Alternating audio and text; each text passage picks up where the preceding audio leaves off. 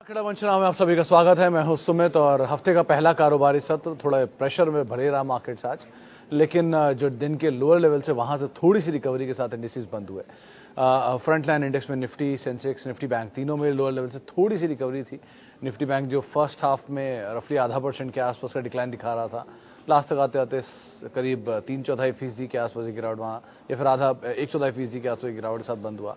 IT index flat to negative side पे जाके बंद हुआ। एडवांस डिक्लाइन फर्स्ट हाफ में 1000 एडवांसेज और करीब 1700 डिक्लाइंस थे। लास्ट तक आते आते करीब 1400 एडवांसेज और 1500-1550 के आसपास के डिक्लाइंस थे। तो बिकवाली थी, जो इंटेंसिटी थी फॉल का वो थोड़ा सा कम होता हुआ दिखाई पड़ा सेकंड हाफ में, फर्स्ट हाफ के कंपैरिजन में, क्योंकि स्मॉल कैप हरे निशान में आ गया, वहाँ पे खरीदारी रही। मिड कैप हरे निशान में आ गया, वहाँ पर खरीदारी रही, इसलिए थोड़ा सपोर्ट आ गया मार्केट्स को। लेकिन heavy weight ICICI bank, HDFC bank, यहाँ पर प्रेशर रहा। जो थोड़ा बहुत सपोर्ट आया था वो एफएमसीजी से आया था। एचयूएल जैसे स्टॉक, मैरिको जैसे स्टॉक थोड़ी बहुत खरीदारी में आज काम काज कर रहे थे। एनर्जी, ऑटो, फार्मा, ये कुछ ऐसे नाम जहाँ पर बिकवाली थी। सिलेक्टिव आईटी में खरीदारी थी, मिसाल तौर पर निफ्टी गेनर्स में एचसीएल टेक था आज। पीएसयू, मेटल, एफएमसीजी, ये कुछ और ऐसे नाम जो कि प्रेशर के साथ कामकाज करते हुए दिखाई पड़ रहे थे। और ओवरऑल भी बहुत डाइवर्सिफाइड स्पेस में आज बाइंग थी। मिसाल के तौर पे आज बाइंग थी फुटवेयर स्पेस में, तो मेट्रो शूज़ 10% से ज़्यादा ऊपर था। कैंपस या फिर बाकी फुटवेयर कंपनियां भी 1.5 से 2% ऊपर कामकाज कर रहे थे पूरा स्पेस। क्यूएसआर में खरीदारी थी, तो वेस्ट लाइफ, जुबिलेंट, ये सब स्पेस की कंपनियां आज तेजी में कामकाज कर रहे थे। पीएसयू बैंक्स में खरीदारी थी, तो पीएनबी, बीओबी या फिर केनरा, एसबीआई, ये कुछ ऐसे नाम जो कि खरीदारी के साथ कामकाज करते हैं। लेकिन क्यूज़ वीक थे, तो वीक क्यूज़ का इम्पैक्ट भी था, और वो उसी के साथ ही, उसी सेटअप के साथ ही आज मार्केट क्लोज होते हुए भी दिखाई पड़े। क्रूशल टाइम पर हम एंटर कर ही रहे हैं। आरबीआई एमपीसी है 2 दिन के अंदर। उसके अलावा ऑटो सेल्स के नंबर्स का इम्पैक्ट आज आप देख ही रहे थे। बहुत सारे नंबर्स का डाइवर्सिफाइड इम्पैक्ट था अलग अलग तरीके से, लेकिन इन टोटल प्रेशर में था वहाँ पे। आज गैस शेयरों में खरीदारी थी। एमजीएल, गुजरात गैस, महानगर गैस, इंद्रप्रस्थ गैस, इन सब में अपमूव था।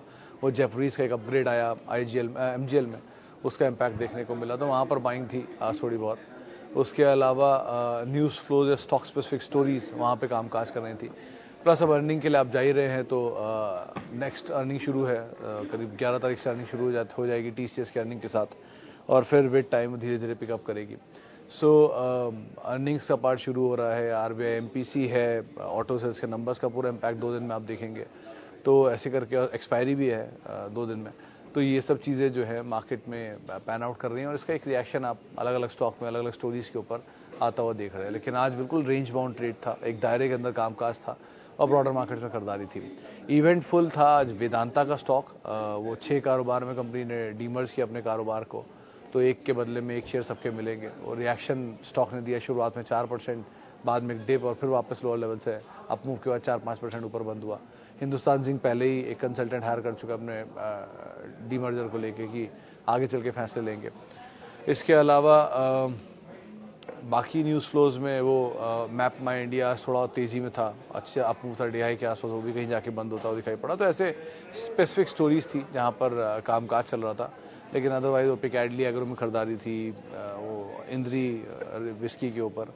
सो ऐसे अलग अलग स्टॉक्स में अपमूव देखने को मिला। लेकिन बाकी न्यूज़ फ्लोज ड्रिवन मार्केट है, और ट्रिगर का वेट कर रहा है, तो उस लिहाज से एक रेंज के अंदर ही कामकाज होता हुआ दिखाई पड़ रहा है।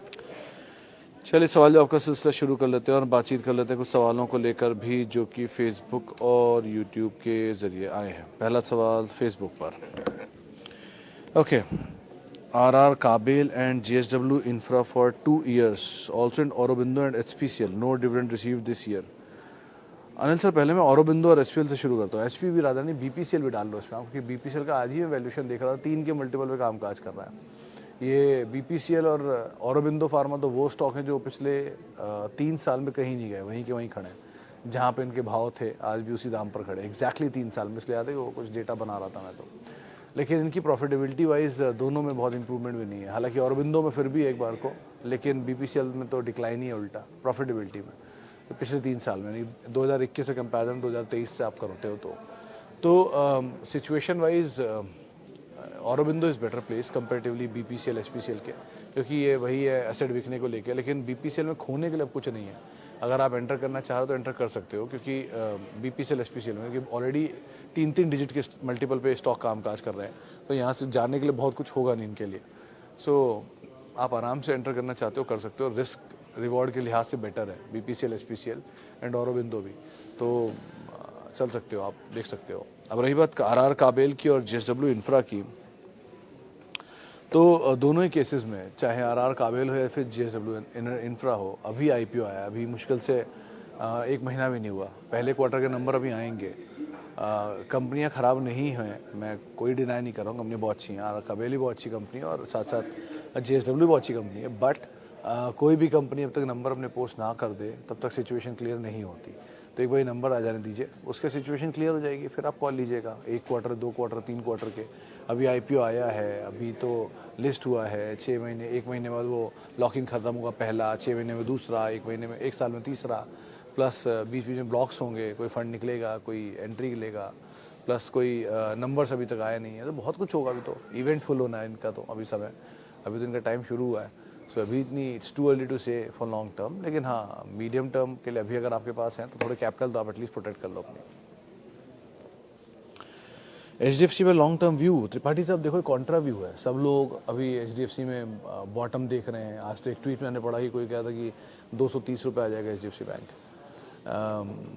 मतलब मुझे नहीं समझ में आता लॉजिक बिहाइंड दीज ट्वीट्स, लेकिन अगर मुझसे आप पूछो मेरी निजी राय, तो मैं एक ही चीज़ बोलूँगा कि आपको SIP करने का सही मौका है, क्योंकि एक रेंज में घूमेंगे भी कुछ समय तक। वो पहले से एंटिसिपेटेड था कि HDFC बैंक का मर्जर होगा तो ये रेंज में रहेगा, और रेंज में काम ही कर रहा है, तो बेटर है ना, रेंज मिल रही है आपको तो उसका सबसे ज़्यादा फायदा उठाओ SIP का इस्तेमाल करके। कोई 200 रुपये का शेयर टूट के बहुत समय तक 100 रुपये की 120 के बीच में घूमे और आप उसमें SIP करते चले जाओ, तो कल को आपको जब 200 ब्रीच करेगा, जो आज तो कल करेगा ही, क्योंकि प्रॉफिटेबिलिटी ग्रो कर रही है, तो अगर 120 या 200 ब्रेक करेगा तो आपके पास मैक्सिमम क्वांटिटी 120 की एवरेज की होगी ना, एग्जाम्पल है ये। तो ये इसीलिए कि इस रेंज में अगर आप एवरेज करते हो, अगर कोई क्वालिटी एसेट ढूंढ रहे हो तो, लेकिन अगर आपका होराइजन लॉन्ग टर्म है, रियल लॉन्ग टर्म है, तो दो HDFC bank was very strong performer with time, 23% की CAGR रही है IPO से लेकर अब तक, लेकिन अभी भी कोई डिनाइल नहीं है मुझे इसमें कि ये 20% तो दे ही देगा आराम से। तो स्टेबल बैंक है, स्टेबल कंपनी है, आराम से नीचे मिले तो ऐड करो, लेकिन SIP के लिए ज़्यादा बेटर ऑप्शन है ये। After this news should I hold Vedanta in my portfolio for long term और एग्जिट? दास साहब देखो, आज अभी यतिन से बात हो रही थी तो उसने बोला, उसके मेंटर ने उसे एक सलाह दी कि जहाज़ में अगर टाइटैनिक में सीटिंग अरेंजमेंट कोई भी कर दो, डूबना है ही। तो एक चीज़ जो वेदांता के लिए सबसे बड़ा कंसर्न है वो है डेट। जब तक ये डेट रीपे नहीं होगा तब तक ये चीज़ नहीं हो सकती। इस फैसले से एक अच्छी चीज़ होगी कि अब इनके 6 कारोबार में से 3 ही बिकेंगे, क्योंकि 3 अलग अलग हिस्से हो जाएंगे सबके, तो अलग अलग हिस्सों में हिस्सा बेचते रहेंगे। अब कारोबारी बेच देंगे तो डेट को ये कम कर पाएंगे, ये एक पॉसिबिलिटी है जो बेनिफिट देगी इनको गोइंग फॉरवर्ड, लेकिन अगर इंटेंड ऐसी है तो।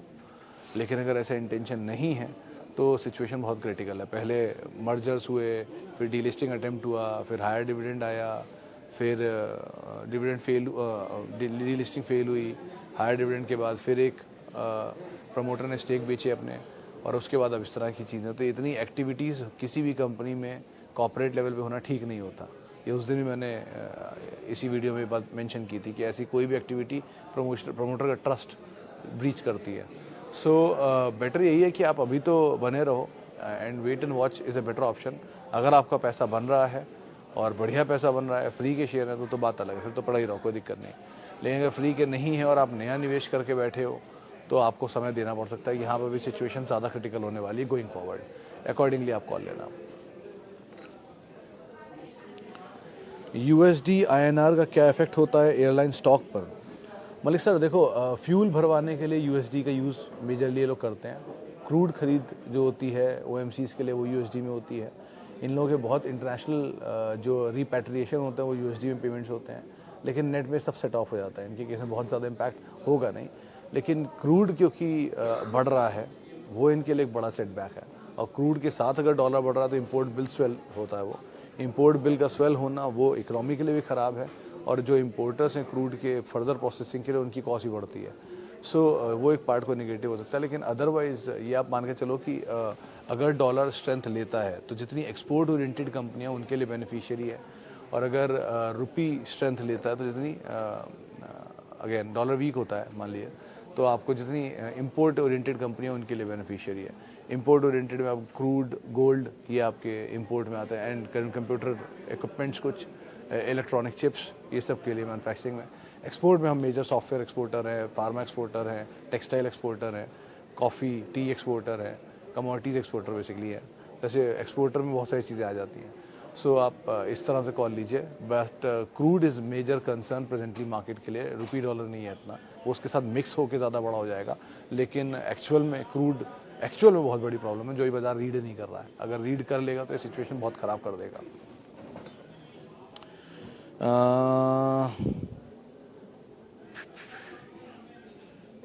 उत्कर्ष बैंक एंड पूना वाला फिनकॉप, बसंता जी पूना वाला फिनकॉप इज़ बेटर कंपेरेटिवली दोनों में, और अगर आपको नीचे मिले तो लेना ज़्यादा अच्छा होगा। मतलब ये कंपनी वैसे one of the finest company है, ग्रुप ब्रदर, और क्योंकि ये कोई लिस्टेड एंटिटी इनकी है नहीं इसके अलावा, और इसमें अब जो बोर्ड बदलाव हुआ है, के मिस्त्री साहब वहाँ पहुँच गए हैं, तो मुझे लगता है एग्रेसिव होंगे गोइंग फॉरवर्ड ये लोग काफ़ी।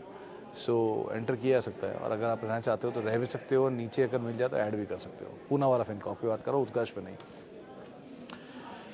Okay, Voltamp is good Agarwal साहब। वीनस पाइप तो ऑलरेडी बहुत चला हुआ है, तो वोल्टैम्प इज़ बेटर। और शुड एक्यूमुलेशन में आपको पीडीलाइट को एक्यूमुलेट करो सिंह साहब, एसआरएफ के कंपैरिजन में वो ज़्यादा बेटर पोजीशन है सो फार, तो आपके लिए पीडीलाइट एक शायद अच्छे एवेन्यू खोल देगा इंस्टेड ऑफ दिस एसआरएफ चला ज़्यादा था। विजय पटेल साहब का सवाल है, sir I have Raghav productivity 50 share eight 530 and HDFC bank 61 share 1611, L&T inventory 10 share 3600 रुपये, एल&टी टेक 30 शेयर 3200 रुपये। बाप रे बाप, इतने सारे शेयरों में। थैंक यू पटेल साहब। राघव प्रोडक्टिविटी आपने शायद मुझसे सुना होगा कभी, आज चला भी वो 15% के आसपास चला है, तो अभी तो बने रहो उसमें, आप कुछ मत करो, होल्ड बाय, जस्ट होल्ड, और कुछ नहीं। अगर नीचे आपके नाम के आ जाए और ऐड कर लो और hold. Second comes HDFC bank, keep your SIP continue, क्योंकि आपकी भाव से बहुत नीचे का भाव मिल रहा है आराम से, तो आराम से एसआईपी करो, कोई दिक्कत नहीं है। क्वांटिटी भी बढ़ा सकते हो आप उसमें। एल&टी इन्फोटेक माइंट्री, LTIM निफ्टी वाला, तो उसको आप मतलब अगर कोई टीसीएस के अलावा मुझे आईटी का मेजर सही लगता है तो उसमें एल&टी इन्फोटेक माइंट्री है। हालांकि उसकी जो वैल्यूएशन है वो महंगे दिखेंगे आपको, लेकिन वो FY25 FY24 तक जाते जाते कहीं राइट साइज होंगे, क्योंकि वो अब दोनों की EPS ऐड होकर आनी शुरू होगी, माइंट्री और एल&टी इन्फोटेक की, क्योंकि कंसोलिडेशन है। हालांकि इक्विटी भी वाइप आउट हो जाती है तो थोड़ा एडजस्टमेंट भी होता है, लेकिन टोटल सिनर्जीज मतलब आप मिलकर आएंगे, प्रॉफिट में EPS को छोड़ दिया, सिनर्जीज मिल के आएंगी, तो सिनर्जीज आने लगेंगे, धीरे धीरे वैल्यूएशन राइट साइड होना शुरू हो जाएगा। सो वो एक पार्ट आप देख सकते हो। L&T infotech माइंट्री is better comparatively LTTS के। LTTS से अच्छा तो आप चले जाओ एक बार को बिरला सॉफ्ट में, फिर भी वो ज़्यादा बेटर है, उसको एक बार पहले आप प्रेफरेंस दे सकते हो। अदरवाइज ये तीन नाम बेटर है, आप इनको देख सकते हो। पावर ग्रिड इनवेट इन्वेस्टमेंट के लिए कैसा स्टॉक है? सर वो स्टॉक नहीं है, वो इनवेट है। हरी साहब, वो डिविडेंड यील्डिंग जो लोग ज़्यादा फेवर रखते हैं उनके लिए अच्छा है वो। अगर आप डिविडेंड के लिए खेलना चाह रहे हो, या आपको रेगुलर इनकम या रिटायरमेंट प्लान जैसी कुछ चीज़ में कुछ कंपोजिशन चाह रहे हो, तो ये एक अच्छा विकल्प आपके लिए हो सकता है। ये स्टॉक से रिलेटेड नहीं है, ये मतलब स्टॉक रिलेटेड तो है, लेकिन ज़्यादा बेटर इसका जो यूसेज है वो आप डिविडेंड यील्ड के लिए कर सकते हो। तो अगर आपको डिविडेंड यील्ड इसमें अच्छा मिले तब एंटर कर जाओ, बढ़िया यील्ड मिलता है इनवेट पे आमतौर पे, आप उसको आधार मान के एंटर कर सकते हो। लेकिन अदरवाइज बहुत अच्छे अच्छे ऑप्शन मार्केट में, उनको आप ऑप्ट करो अगर डायरेक्ट इक्विटी में जा रहे हो विदाउट डिविडेंड पार्ट। ओके, इसके अलावा I have 200 share of Glenmark pharma 800, what do you now give your feedback? Sir मेरे ख्याल से तो बने रहो फार्मा में, ग्लेनमार्क फार्मा में, क्योंकि बहुत कुछ चेंजेस हो रहे हैं। ग्लेनमार्क लाइफ का स्टेक बिका निर्मा को, स्टेक की वैल्यू का इस्तेमाल होगा डेट के रीपेमेंट के लिए। फार्मा का 8% स्टेक अभी भी रहेगा, और डेट रीपेमेंट ग्रुप लेवल पे कंपनी को और लो लीवरेज करेगी, यानी कि उनकी बुक्स को और बेटर करेगी। सो मेरे ख्याल से तो बने रहना चाहिए। 2-3 क्वार्टर या 4-5 क्वार्टर में ये नंबर्स में अच्छा रिफ्लेक्ट होना शुरू भी हो जाएगा, तो अकॉर्डिंगली आप call low. But Glenmark pharma में मतलब बेचने लायक सिचुएशन तो नहीं लग रही है, बने रहो आराम से, ज़्यादा बेटर है।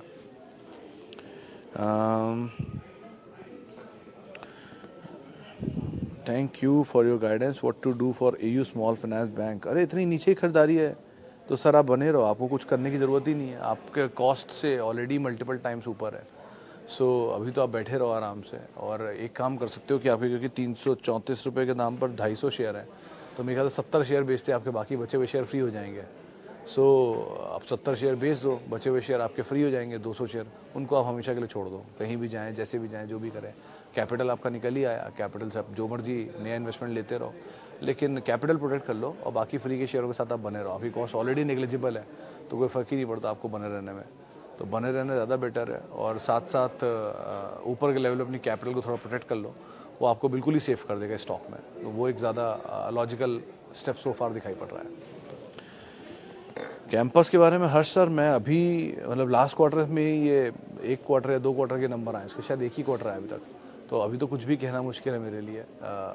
मतलब from a very traditional old school way, मैं ये मानता हूँ कि कोई भी कंपनी जब तक 4 क्वार्टर का नंबर नहीं देती तब तक उसके बारे में कुछ भी कहना सही नहीं है। क्योंकि 1 क्वार्टर में मैंने एक बार देखा था ऐसा कि जब वो लक्ष्मी ऑर्गेनिक लिस्ट हुई थी, तो उसका जिस दिन लिस्टिंग था उसका अगला क्वार्टर बहुत ही रोबस्ट आया था और स्टॉक बहुत बुरी तरह चला, उससे वो कभी नहीं चला। तो वो कुछ गलतियां थी, इनसे सीखा मैंने भी। सो आई रियलाइज़ कि विद टाइम 1-2 क्वार्टर में मत पड़ो, आप 1 साल दे दो, 1 साल बाद एंटर करना ज़्यादा बेटर है। और अगर फुटवेयर में जाना है तो बाटा रिलैक्सो में कोई प्रॉब्लम नहीं, आराम से आप एंटर कर सकते हो उनमें भी। अगर ज़रा सा भी अपबीट आता है तो सेक्टर लीडर चलेंगे ही, और लीडर यही दोनों है, तो इन दोनों में पहला अप मूव आना चाहिए। तो अगर Q2 के अपडेट बेटर रहे, चीज़ें थोड़ी अच्छी रहीं, तो इम्पैक्ट दिखेगा ही आपको नंबर्स में। तो फुटवेयर में एंटर करना चाहते हो तो ये दोनों ज़्यादा बेटर प्रेफरेबल बेट है, क्योंकि लार्जेस्ट प्लेयर्स हैं। लेकिन कैंपस के केस में थोड़ा समय और दे लें दो, फिर आप एंटर कर जाओ, कोई दिक्कत नहीं है।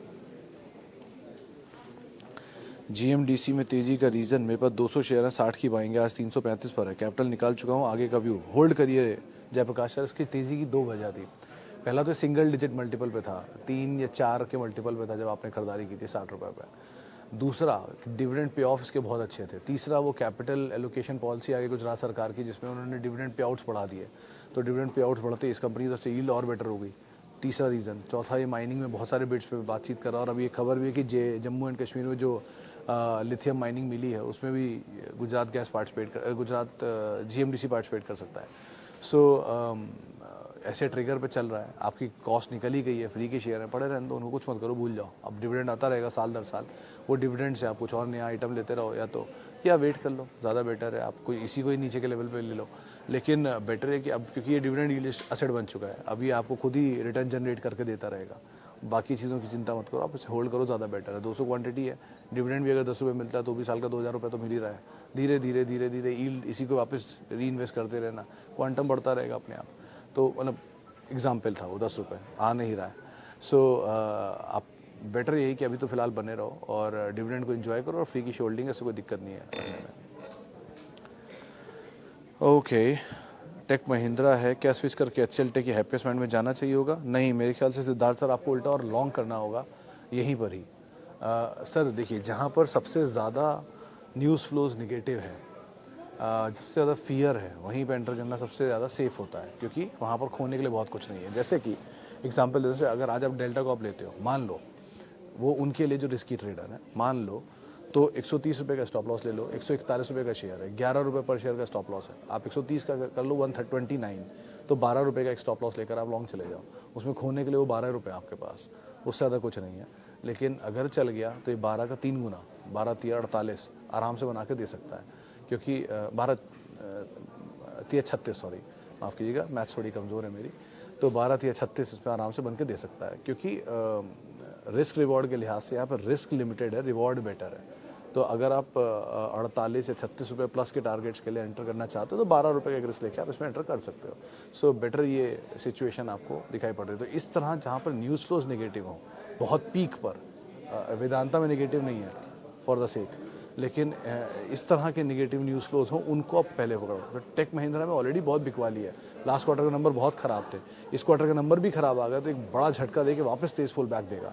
सो अकॉर्डिंगली आप कॉल लो, वहाँ पर खोने के लिए बहुत कुछ नहीं है शायद, इसलिए आप एंटर कर सकते हो। HCL टेक में 1060 की रेंज में कहीं मिल जाए तो वो फेवरेबल है।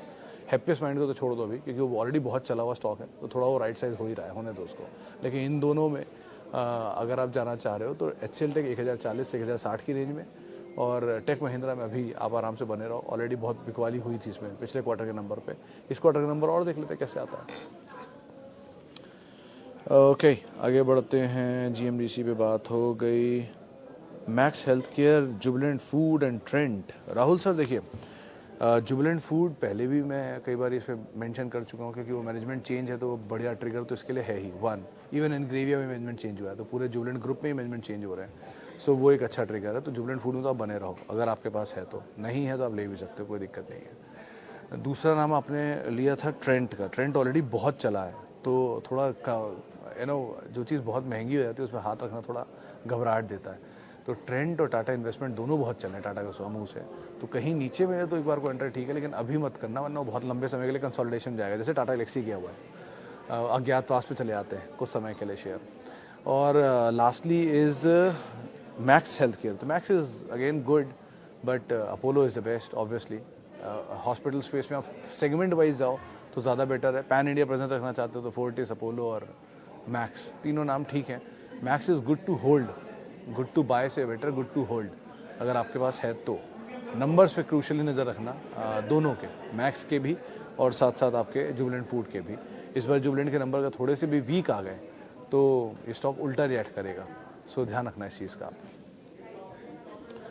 इंडिया बुल्स, सनी सर, तेज़ी, भाव बने, पैसा बने, कैपिटल निकले, निकल जाना, एक ही राय दूंगा। जी एंड इंडिया बुल्स दोनों ग्रुप्स को लेके, इवन अब वेदांता भी कहीं कहीं पे पैसा बनता चल रहा है अगर आपका, और फ्री के शेयर हैं तो पड़े रहने दो, लेकिन अगर पैसा बना रहे हो नया पैसा डालकर तो निकाल लो पैसा, वो ज़्यादा बेटर है, क्योंकि ये हायर डेट का इशू यहाँ पर एक बड़ा कंसर्न कंपनी के लिए बना रह सकता है गोइंग फॉरवर्ड भी। चले फिलहाल अब इतने सवालों में शामिल करूंगा। माफ़ी उन सभी लोगों से जिनसे बातचीत नहीं हो पाई, और बहुत बहुत शुक्रिया उन सभी लोगों का जिन्होंने सवाल पूछा। आपसे मुलाकात होगी कल, यानी कि मंगलवार को। आप मेरे साथ जुड़ सकते हैं @सुमित रिसर्च, मेरा ट्विटर हैंडल है, यूट्यूब हैंडल है, बाकी सोशल मीडिया हैंडल है। और किसी भी निवेश से पहले अपने वित्तीय सलाहकार की राय ज़रूर ले लें। और बस, नमस्कार।